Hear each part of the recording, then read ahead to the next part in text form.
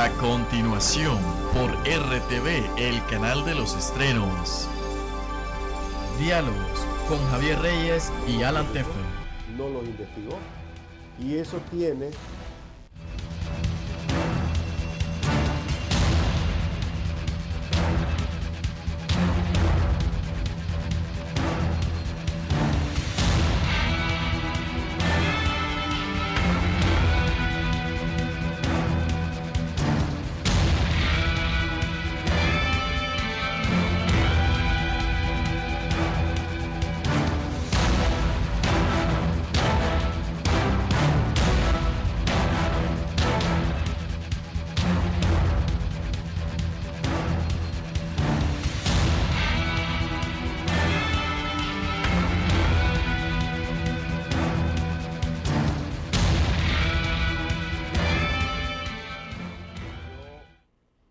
se dieron dos asuntos escandalosos. Digo escandalosos, uno de ellos, que fue la conferencia de prensa que dio en Pekín Wang Jing, en la cual abrió una cadena de especulaciones y afirmó de que el proyecto del canal interoceánico iba. Y el otro tema fue el de Soy la América, esta joven a la cual le tomaron a su compañero de vida en este momento, un boliviano, y se lo sacaron del país, revelando una conversación que tuvo con su madre en la cual le dijo, bueno, esta es la consecuencia de lo que te has metido. En fin, una semana en la que hay temas que hablar, hay temas muy importantes, pero sobre todo hay secuelas que no se pueden olvidar. Antes de que se me olvide también el caso de la diputada Xóchitl Ocampo, que le agregó a toda esta resaca que decíamos nosotros, porque todo esto es efecto de 2 semanas sacudida, una por el canal interoceánico y la otra por la protesta de los ancianos, y que le agregaron pues a los últimos 7 días pues una nota de preocupación en especial por la forma en que se manejan algunas situaciones en el país. Bueno, adelante, dejo. Sí, indiscutiblemente son tres ejes. El caso de Soy la América que ha dado mucho que hablar. Dice la gente, si así trata a la hija, ¿qué podemos esperar nosotros? ¿Verdad? A pesar de las melosas afirmaciones que hace en su comparecencia diaria. El caso de Xóchitl Ocampo, que tiene ribetes que todavía no están bien definidos. Una decisión que no le corresponde al Consejo Supremo Electoral, sino que le corresponde a la Asamblea Legislativa, bajo una serie de procedimientos. Y lo otro, dentro de los acertijos que aquí vivimos, porque es un acertijo lo de la Xóchitl, es un acertijo lo de la Soy la América, y es un acertijo las negociaciones que se están haciendo entre los adultos mayores y el gobierno. ¿Por qué? ¿Qué es lo que están negociando a fin de cuentas? No se desconoce.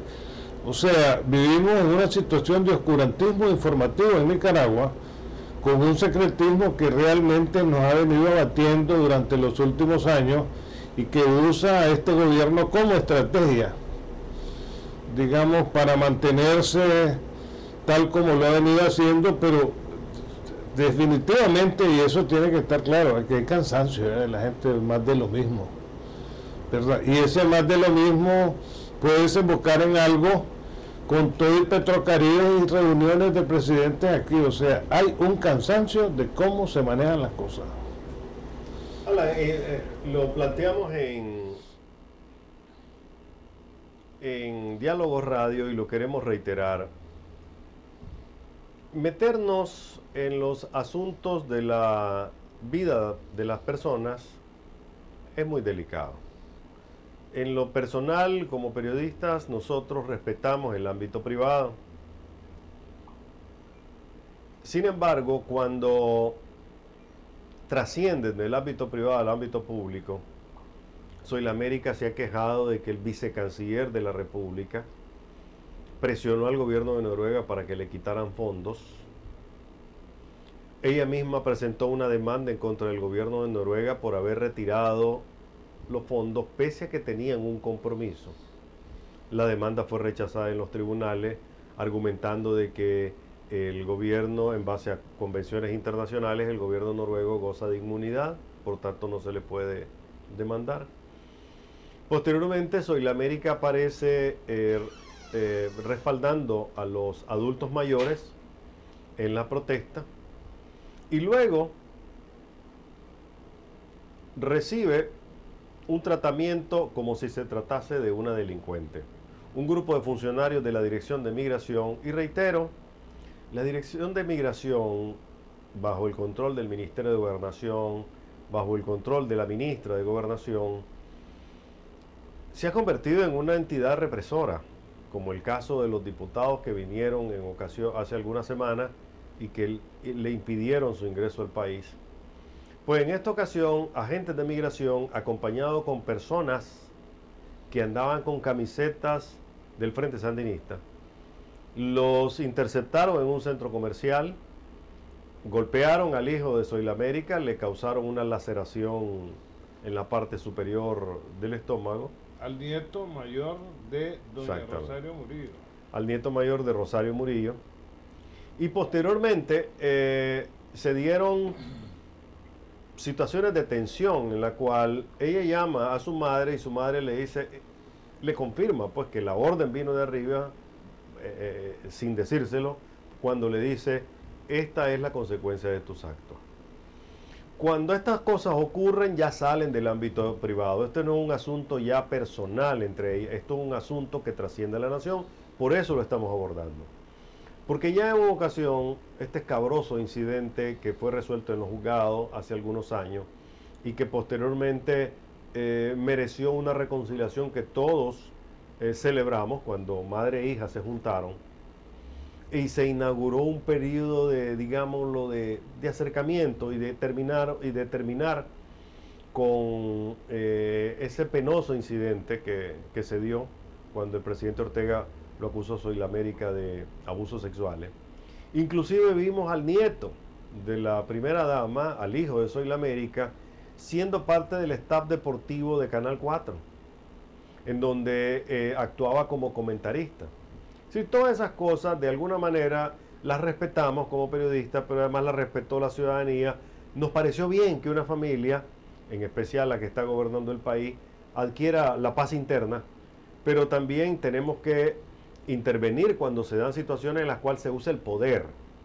Ministerio de Gobernación, la Dirección de Migración, tomar al compañero de vida de ella, montarlo en un avión y sacarlo como que fuese un delincuente.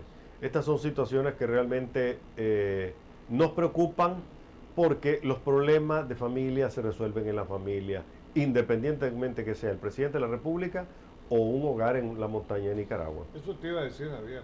Los problemas que ellos tengan, resuélvanlos ellos en su casa. Los trapos sucios se lavan en casa. No tiene un país por qué aguantar la carga de un problema impersonal que se tienen desde hace años, desde la acusación de Soylamérica Ortega Murillo a su padre adoptivo, con las acusaciones que hizo en publicaciones en Bolsa de Noticias sobre violación cuando tenía 12 o 13 años, y que posteriormente recogieron los medios y el caso se hizo político. Sí. Alan, indudablemente estas cosas repercuten en la estabilidad del país. Mira, en otra dimensión, cuando dos personas que fueron parte de una fórmula presidencial, amigos por muchos años, hablo de Enrique Bolaño y Arnoldo Alemán, decidieron pelearse, este país vivió 5 años de inestabilidad, porque fueron enfrentamientos constantes entre una fracción de ese partido y la otra. Pero ahora se trata de un conflicto en medio de una familia que está gobernando, en la cual las acciones tienen de alguna manera repercusión en el resto de la ciudadanía. Todo lo estamos viendo, es decir... Es que todo salpica, Javier. Y el caso de esta Xóchitl Ocampo, que ha guardado silencio, nos hace pensar, mientras no se aclaren las cosas, como fueron, si también es un conflicto familiar. Sí, Alan, mira, aparte de eso, digamos, se están quedando en medio de todo esto otros asuntos. Por ejemplo, el que una turba se aparezca en horas de la madrugada vistiendo camisetas del frente con garrote y otras cosas en la mano y asalte a un grupo de personas que está protestando. Y se roben sus asuntos personales. Y además de eso, se roban sus asuntos personales y sencillamente no aparecen. Y no hay fuerza humana. Ni los carros, Javier, aparecen. Y no hay fuerza humana que diga quiénes son esas personas, si las están investigando o no. Esto es lo que ha quedado del capítulo de los ancianos, que además no es nuevo.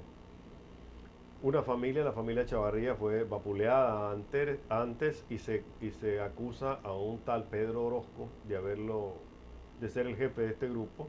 Se dice que es el mismo que actúa en contra de los jóvenes que acompañaban a los ancianos. Pero en fin, Alan, estamos hablando de métodos que crean inestabilidad en Nicaragua. No creo que nadie esté gozando el ver que aparecen matones en la madrugada y golpean a muchachos jóvenes que están ahí, porque los que tenemos hijos de esa edad, Alan, nos sentimos, independientemente si sos sandinista o no sos sandinista, nos sentimos preocupados. ¿Qué hubiese ocurrido si fuese uno de nuestros hijos el que está ahí? ¿Cómo hubiésemos reaccionado? Es decir, ¿qué va a ocurrir la próxima vez? Los padres van a ir a acompañar a los hijos a las protestas y cada padre tendrá que ir con un arma en la mano para defenderlo. Eso es lo que se está buscando en el país.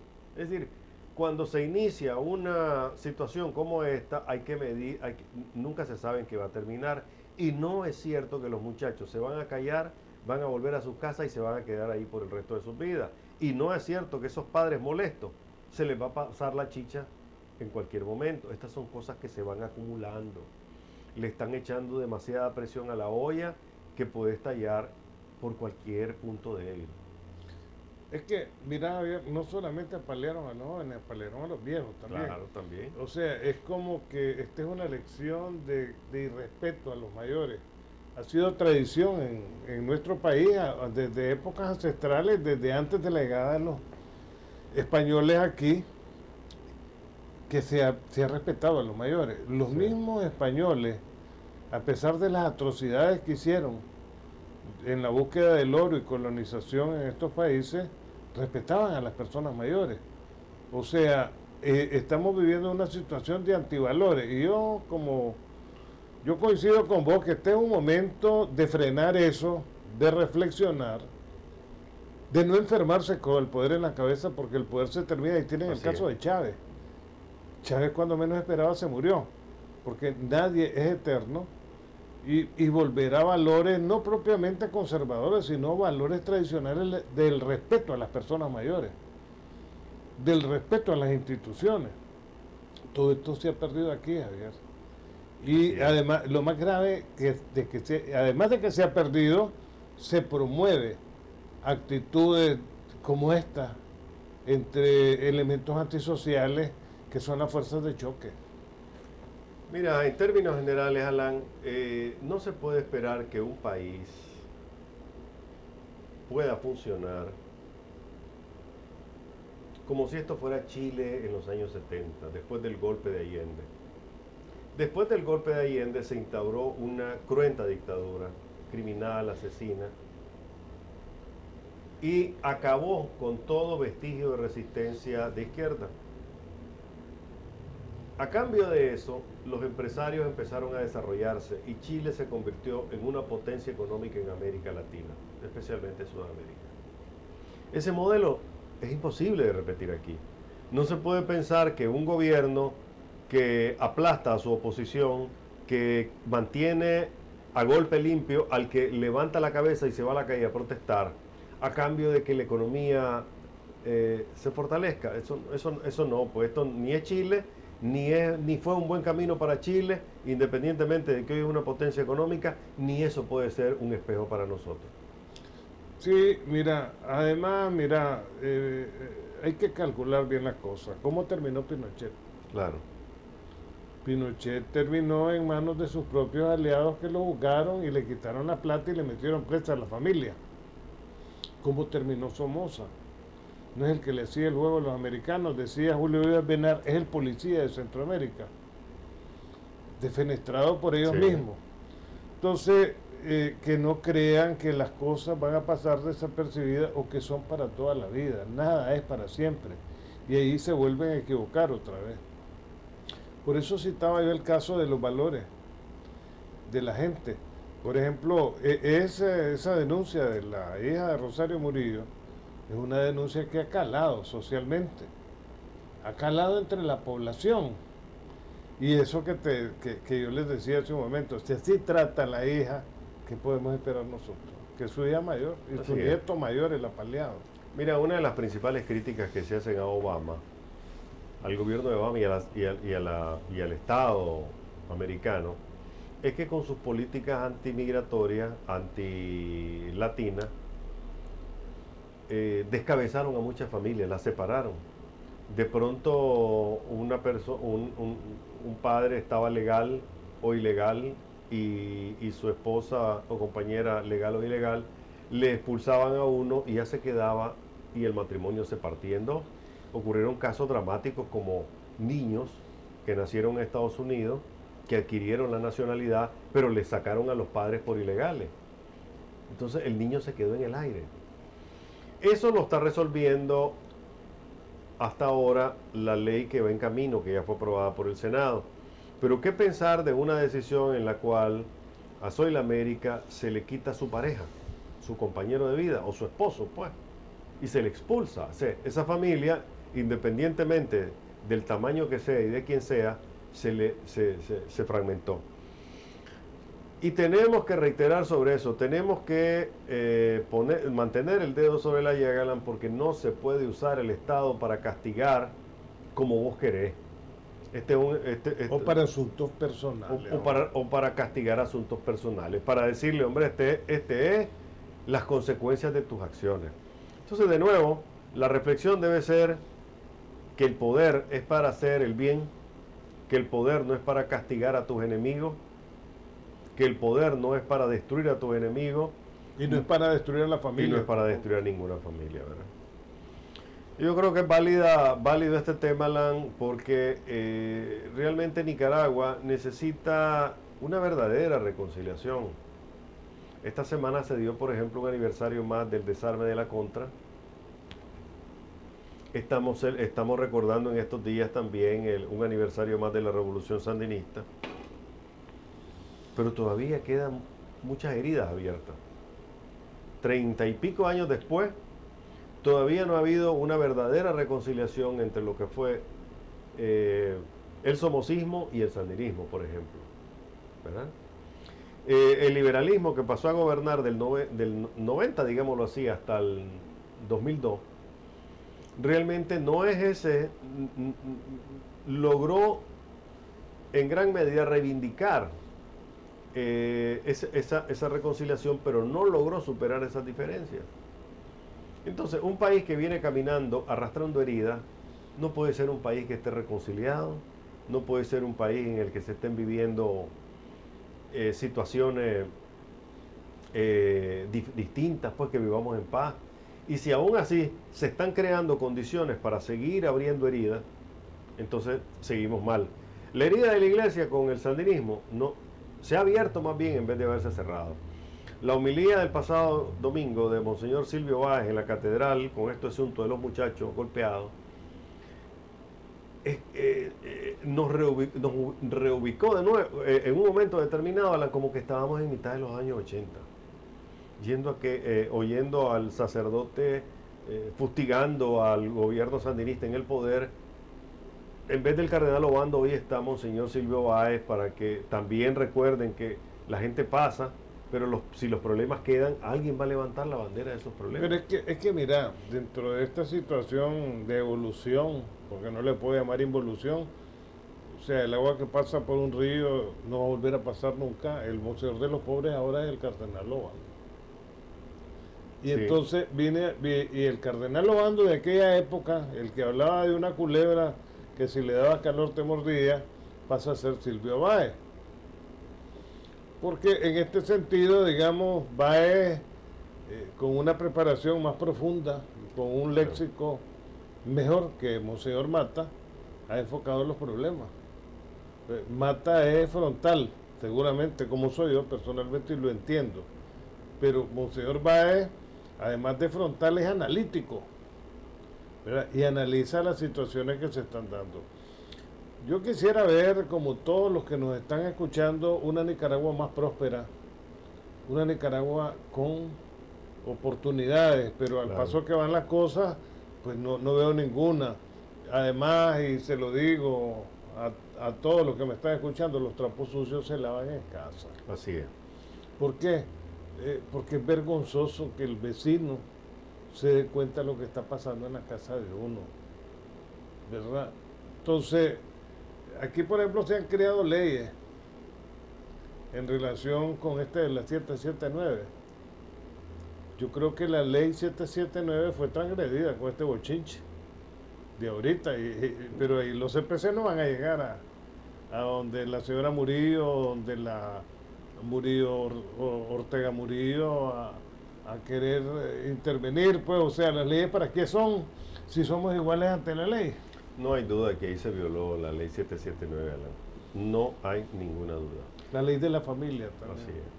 Bueno, vamos a hacer un... Mira, Javier, ¿Sí? antes del cambio, recordad que conforme la ley de la familia te manda que vos protejas a tus abuelos, a tus tíos y a tus hijos. Ahí se está transgrediendo la ley de la familia. Y que fue un gran debate en la asamblea cuando mucha gente dijo, ¿qué pasó? Por ley, vos ya no podés dejar abandonado a un anciano. ¿De un hijo? Te enjuician. ¿De un hijo? O sea, que un hijo, exactamente, que vos vayas a dejar abandonado a tu abuelo o a tus padres y te desentendás de ellos, ya no podés. La ley te obliga a protegerlo. Bueno, vamos a ir a un cambio comercial y regresamos.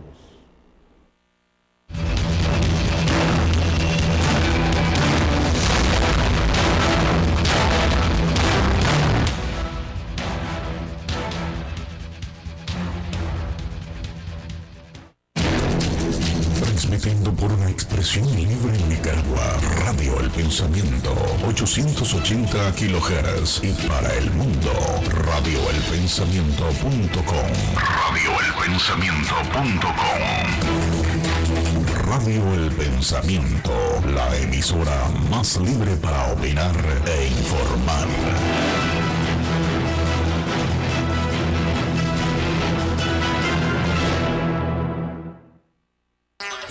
La Calle, el único semanario con circulación a nivel nacional, con deportes, sucesos, farándula, pasatiempos, horóscopo, la modelo de la semana para coleccionar. Todo lo que acontece en el país y en tu barrio. Pedida por 5 pesitos. La Calle.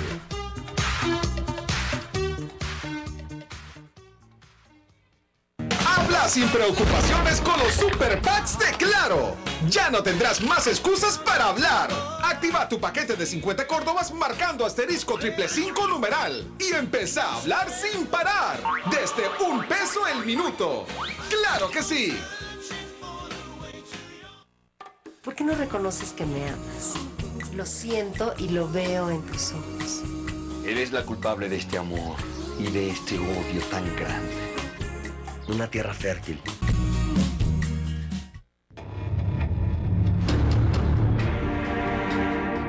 Hay personas humildes que llegan muy lejos. Este señor llegó muy alto, por el camino equivocado.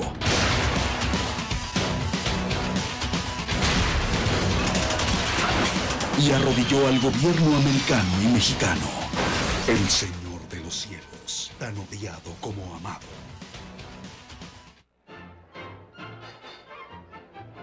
Intrépido. Amiga, tome usted champaña de la viuda. Pues ya encontró marido. Gracias, Toño. Arriesgado.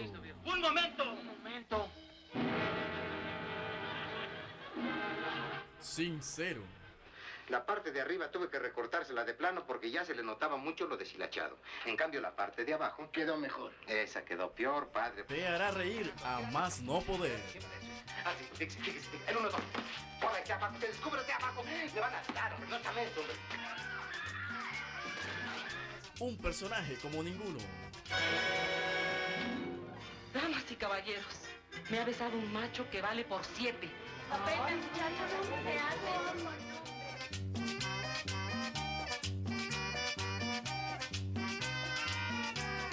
Cine de Cantinflas, todos los domingos, 2 de la tarde, solo aquí por RTV, el canal de los estrenos.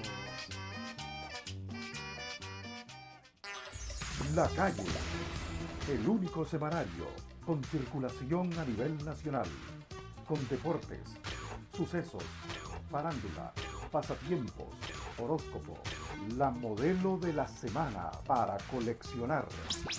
Todo lo que acontece en el país y en tu barrio. Pedida por 5 pesitos. La Calle.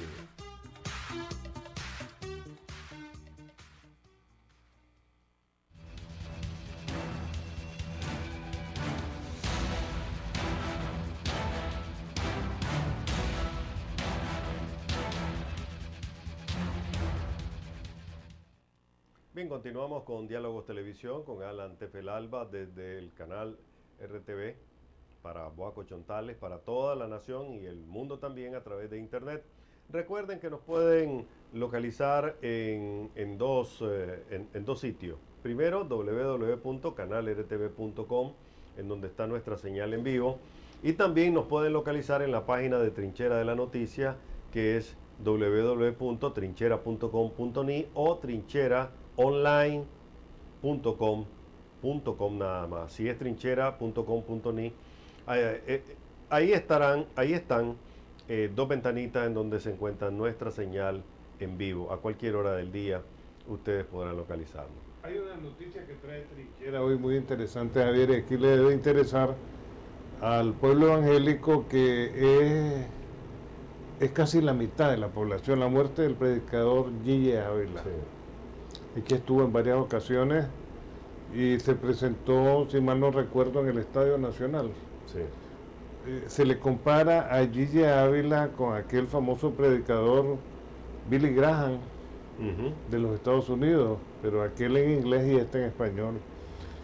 Y queremos presentarle pues nuestro sentido de pésame a los evangélicos, que aquí son casi la mitad de la población.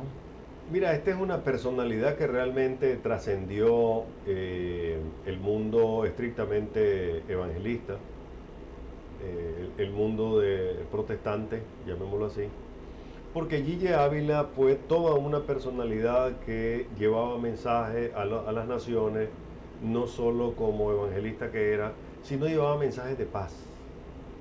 Inclusive Gille Ávila llegó a tener una buena recepción de parte del Frente Sandinista. Este gobierno ha lamentado también la muerte de Gille Ávila, que no solo vino a Nicaragua en varias ocasiones, Alan, sino que se refirió a la situación de nuestro país en muchísimas ocasiones. Es una persona respetada, quizá el evangelista más importante de habla hispana de América Latina. O sea, era toda una gran personalidad. Falleció en su casa súbitamente, más de 80 años, o sea que esperamos que no haya sufrido mucho, pero deja una gran huella, ¿no? Impuso un estilo, impuso una norma, era un hombre que predicó no solo la palabra de Cristo, de Dios, sino que predicó paz, tranquilidad y reconciliación entre la gente. Siempre en el campo religioso, pero haciendo una comparación, yo me imagino a Francisco con una bomba de fumigar atrás. O sea, está limpiando el Vaticano, Javier. Bueno, y se está metiendo en el caso donde duelen los callos, o que te machuquen un callo, el asunto económico del Vaticano y la mafia que ahí ha estado por muchos años en cuanto a lavandería de dinero. Hay un obispo que fue capturado con una inmensa cantidad de billetes que estaba introduciendo el Vaticano, un obispo joven, y debe ser de esos economistas nuevos que tiene el Vaticano. Lo capturaron, el hombre está metido en la lavandería, es incluso, entiendo, hasta cardenal ya, a pesar de su juventud. Pero Francisco le está entrando al asunto de la corrupción en la Santa Sede, y los cardenales sinvergüenza, pederastas, y los ladrones también. Bueno, el Papa realmente acaba de cumplir sus primeros 100 días. Y nos parece que fue hace más tiempo que lo nombraron. Primero por la gran expectativa que generó la renuncia de Benedicto, del Papa Benedicto.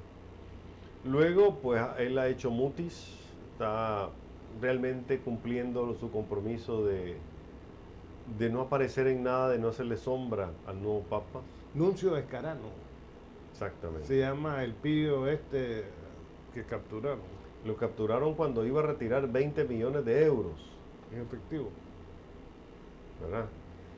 Ahora, definitivamente, bueno, antes de eso hay una especulación de que el primer Juan Pablo fue víctima de una conspiración criminal por la gente vinculada a la mafia que rodeaba al Banco del Vaticano. Esto inclusive ha estado en película, ¿verdad? Pero nunca se ha llegado a comprobar esa tesis.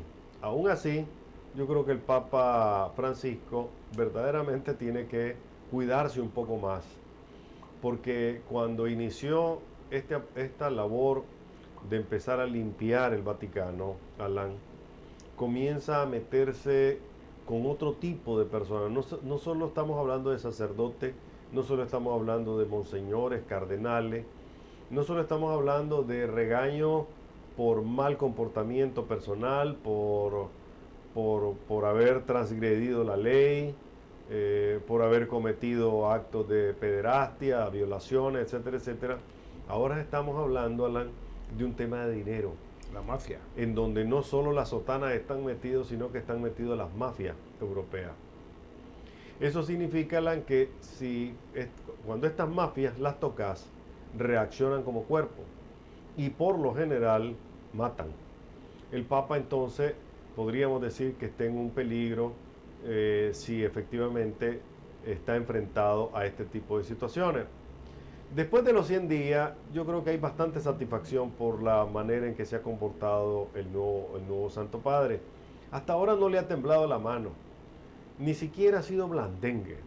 Ha azotado duro en el tema que se ha planteado. Y estamos hablando de temas tan fuertísimos como el asunto de los cardenales que han sido rechazados por sus sociedades como pederastas o encubridores, sino porque también el Papa ahora le está entrando a un tema duro que ni siquiera Juan Pablo II pudo resolver en su momento, que es poner orden en las finanzas del Vaticano, acabar con todas las sospechas que hay de que se utilizó para labores ilícitas y que está dispuesto a acabar con las mafias internas. O sea, no solo el tema de la pederastia, sino de aquellos sacerdotes y cardenales que se metieron a trabajar con las mafias en esta cuestión del dinero, o sencillamente a especular con el dinero hasta que se enredaron. O sea, hay mucho de qué hablar ahora. 3 días de lluvia, dice. Así es. Es el pronóstico.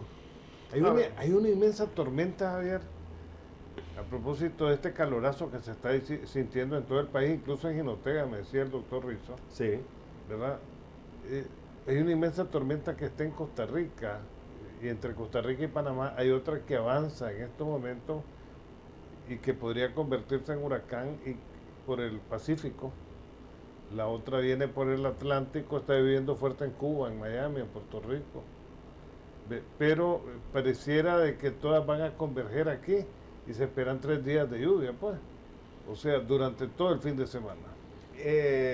Se suponía que hoy en la tarde iba a entrar la onda tropical número 5, que es esa, la que vos viste en el mapa. Tal vez Werner puede entrar a www.ineter.gov.ni en la parte de abajo.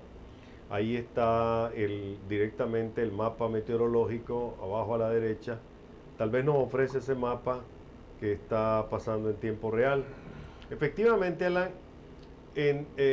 onda tropical, decía Ineter este mediodía, que está desplazándose de una manera muy lenta, pero que va a dejar caer mucha precipitación en el país, sobre todo en el Caribe. El pronóstico para este viernes era de nublado y de lluvias esporádicas, pero eso puede cambiar. Lo grave es que este pronóstico se está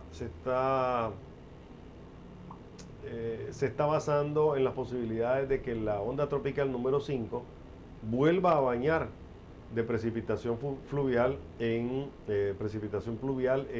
el Caribe, donde ya están los primeros daños.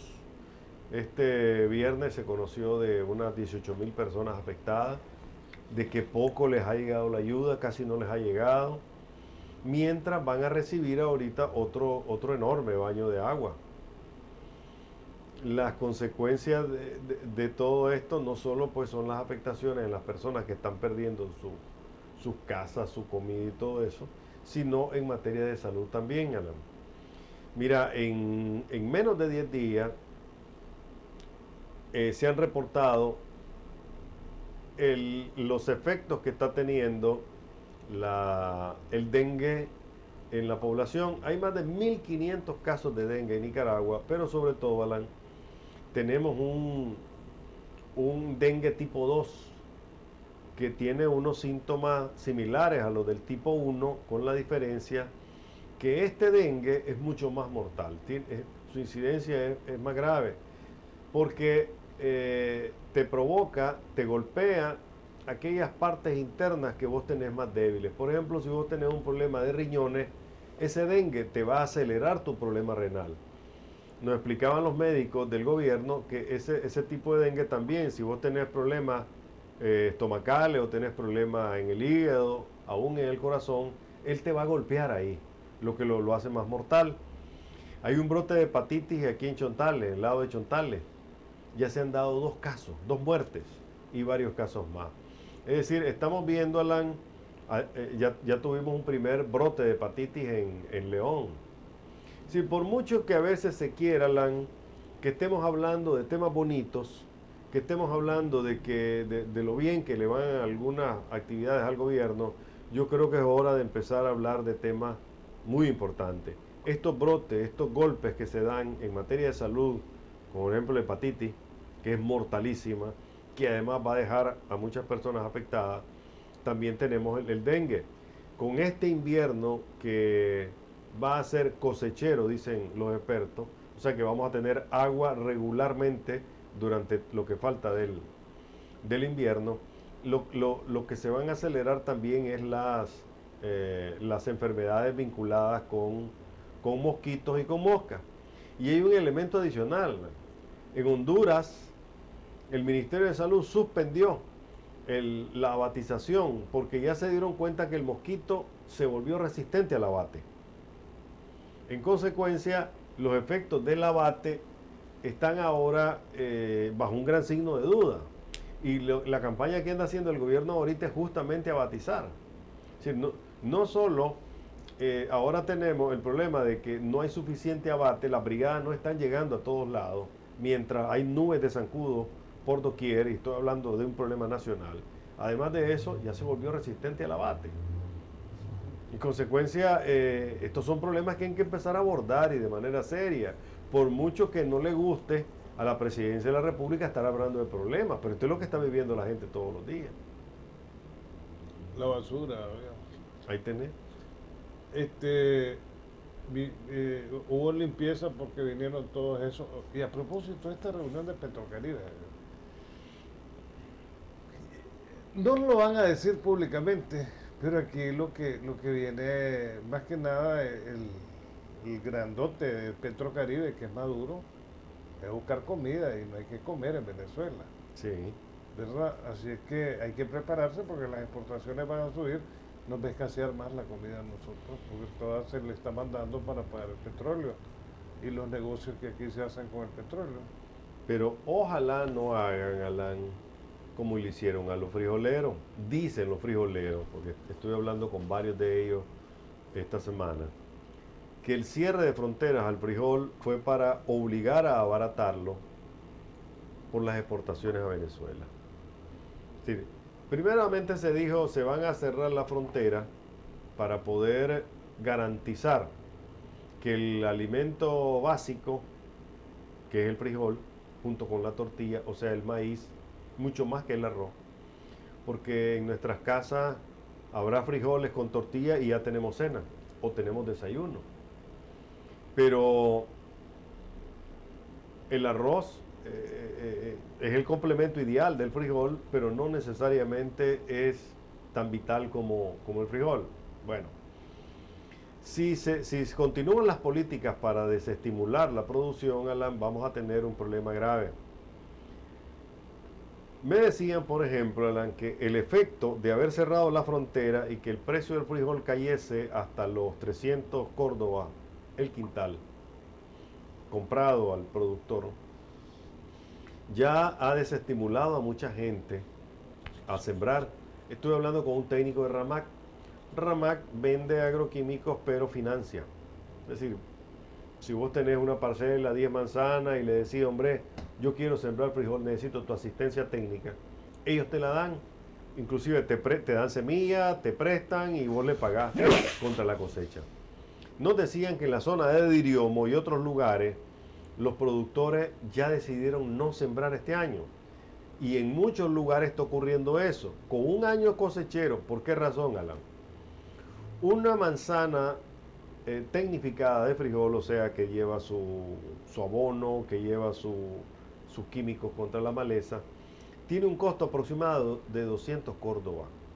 Y el quintal de maíz, de frijol comprado ahorita en finca, al productor anda en 250. Nadie se quiere arriesgar.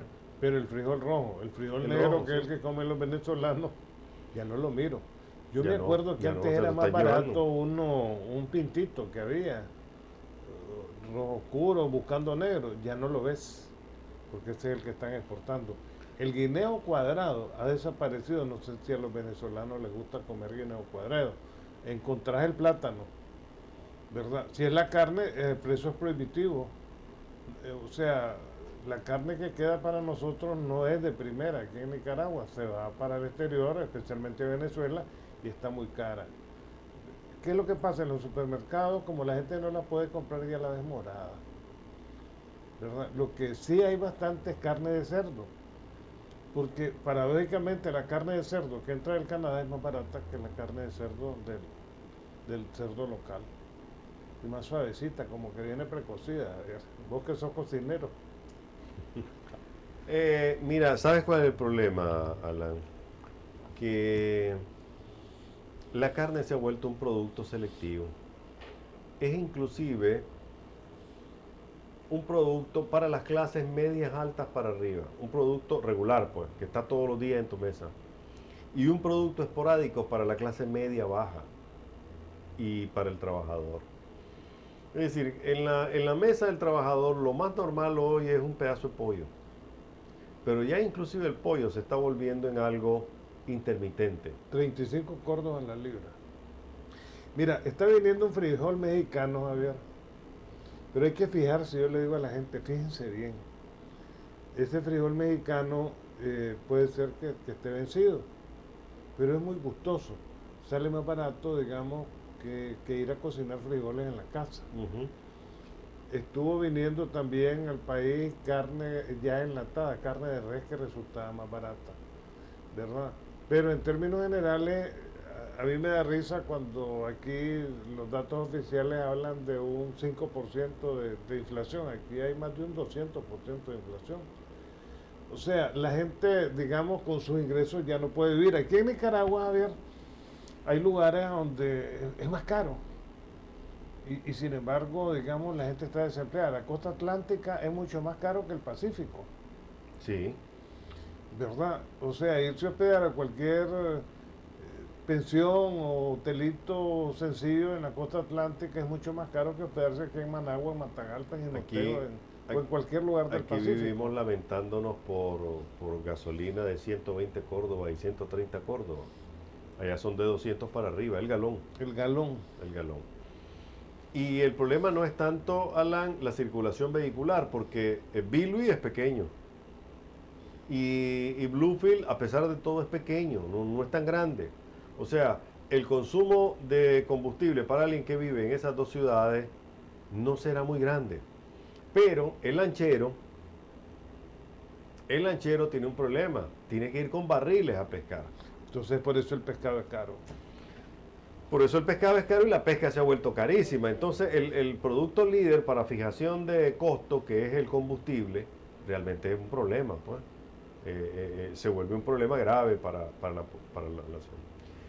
Hay dos cosas más, ya que estamos hablando de producción, que no he escuchado a voceros del gobierno empezar a tocarlo con seriedad. Primero, el café ya bajó de los $118 el quintal esta semana, ¿verdad? El buen café. Estamos hablando del arábigo de primera calidad. Y va para abajo. Los maniceros dicen que el invierno irregular en zonas, en el departamento de León, porque Chinandega está bien, que en León ha faltado lluvia, y los maniceros que esperan sembrar entre el 1 y el 10 la están pensando. Que si de aquí al 10 no se estabiliza el invierno, no van a meter su dinero para perderlo. Y detrás de eso vienen los olleros y detrás de ellos vienen los sorgueros, aunque el sorgo es para agosto. En consecuencia, Alan, un invierno que hasta ahora se ha repartido a nivel nacional, pero muy mal en algunas zonas. No es que tengamos un mal invierno, es que hay zonas donde no ha llovido. Por ejemplo, La Paz Centro, Nagarote, donde ya hay caña, la caña se ha metido hasta casi los Brasiles. Esa caña, por ejemplo, el año pasado tuvo rendimientos muy bajos por la precipitación y así como van a ser menos rendimiento en esta cosecha que viene. En Chinandega les ha ido bien hasta ahora, pues, y ahí es donde están los grandes ingenios. Pero en el sur, en Rivas, no está mala la lluvia. Pero hay otros ingenios donde no ha caído. Por ejemplo, las áreas de siembra que están aquí por Montelimar, del Santa Rita, el 27 carretera vieja de León. No recuerdo exactamente. Tú has estado mucho ahí. Así es. Toda esa zona está sembrada de caña, pero ahí no está lloviendo. Entonces, cuando vos vas sumando de uno en uno, ¿qué áreas son las que se están viendo afectadas, Alan? Y la situación es grave. A ver. ¿Te imaginas, Javier, cuando aquí haya un canal con la gran deforestación que va a haber? Aquí no va a llover ya, Javier. Sí. Yo he visto el invierno bien esquivo, como que sí, como que no, como aquellos boxeadores, digamos, que se estudian. Hay unas grandes tormentas en el norte, otras grandes tormentas en el sur, pero aquí en Nicaragua como que está en estudio. O sea, como que no termina de entrar. Y además de eso, Alan, esta semana Meteorología le presentó un informe a OPANIC donde le dice que las lluvias del próximo mes de julio van a ser 9% menos que el año pasado. Perdón, que el mes pasado, o sea que junio. ¿Quién dice Ineter? Ineter. Ah, pues al revés. Ojalá, ¿verdad? Eso es lo que tiene ahora preocupado a un sector de gente, a un sector de productores, porque tenemos julio y de ahí no más pega la canícula. Y vos como agricultor sabés que si las lluvias no se estabilizan en julio, pegando con la canícula, listo y servida la primera.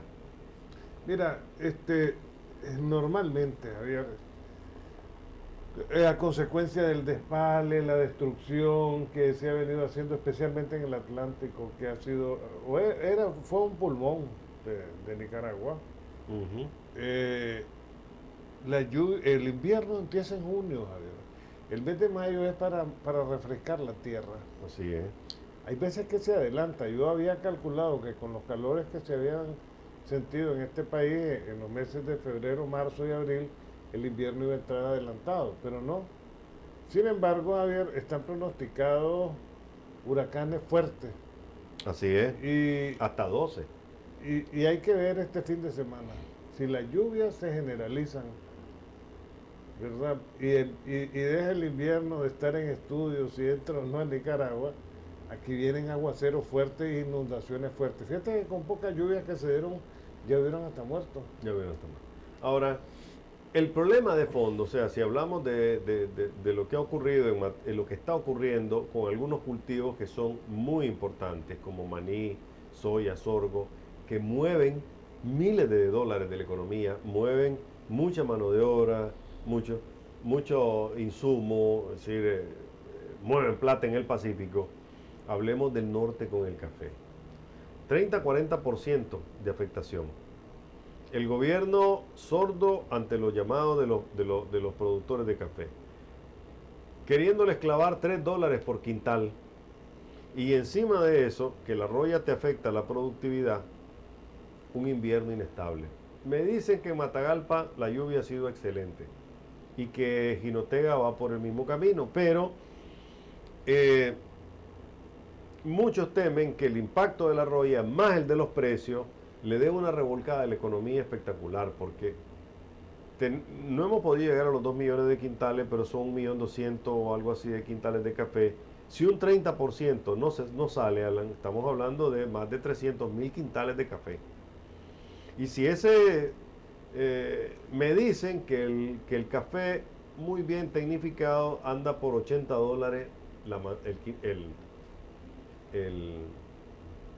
el costo por manzana. Pero que además de eso tenés que agregarle una cantidad de gastos adicionales. Pues, a diferencia de lo que ocurre en el Pacífico, por ejemplo, Alan, donde el cortador llega y trabaja y después se va a su casa, porque tal vez vive cerca. En el norte la costumbre es que hay campamento y le da su comida. Entonces esos costos se vuelven pesados cuando tu precio, tu colchoncito entre tu costo y tu... Entonces, ¿qué es lo que hace la gente? ¿O qué es lo que hace el productor? Bueno, le echo menos urea, le echo menos químico para reducir costos. Y al reducir su tecnificación, llamémoslo así, lo que produce es menos café. Mira, la jugada es así. Normalmente, porque yo he tenido palos de café, yo no lo proceso. Aunque ha sido tan baja la producción durante los últimos años, porque el café un año sí, un año no, un año sí, un año no. Está tan cara la urea que vende Caruna y que venden los venezolanos aquí, que a uno ya no compra urea. De 60 córdobas que costaba hace unos años el quintal de urea, ahora anda arriba de 1.000 córdobas, entonces no lo usa. Pero en el campo, Javier, el cafetalero no es que va a procesar café. Claro. El cafetalero te vende la fanega de café en uva. Claro. Y entonces el comprador, que lleva una comisión porque es el que va a venderle al beneficio, el comprador es el que se gana un porcentaje, pero es el que te maneja los precios. Si el café sigue bajando a nivel internacional, sencillamente va a estar pagando menos el comprador de café, que es el intermediario de los beneficios. Al final, después de beneficiado el café, que aquí son unas 2 o 3 compañías fuertes, ¿no? Que hay grandes, las otras son subcontratistas y le venden al gran exportador, como el caso del Chele de León, que era diputado. Al final, ese es el que se beneficia con el precio internacional, pero es el que manda a comprar el café. Exactamente, es decir, para que estemos claros, y eso lo sabe mucha gente, cuando el precio internacional está como ahora, 120 por decir algo, ¿verdad? No es que el productor va a recibir esos 120 dólares en la finca, no es cierto. El mayor promedio se lo deja el comercializador, en este caso son las grandes casas. Lo que ocurre es que cuando hay situaciones como esta, el financiamiento es menor y los costos son de otro tipo. En fin, Alan, yo creo que hay que ponerle más atención, porque hemos derramado cualquier cantidad de tinta, palabras, imágenes en el tema del canal, que me parece importantísimo, porque además nos estamos jugando desde el nombre del país hasta lo que podría ser un proyecto que haga finalmente despegar la economía. Pero si seguimos más entretenidos en lo que puede ser un sueño nada más y descuidamos lo que verdaderamente tenemos, la producción agropecuaria, la estabilidad de Nicaragua, si le seguimos exponiendo al gusto y antojo de la familia presidencial, pues sencillamente lo que vamos a tener es un descalabro a un mediano plazo. Mira, Javier, aquí se está copiando mucho el estilo de Somoza, pues en la forma de gobernar, en la dictadura, en la represión, en las turbas nicolasianas, etcétera. Pero hay una cosa para los que están haciendo esta diferencia en quererse parecer al somocismo, con otro nombre ahora.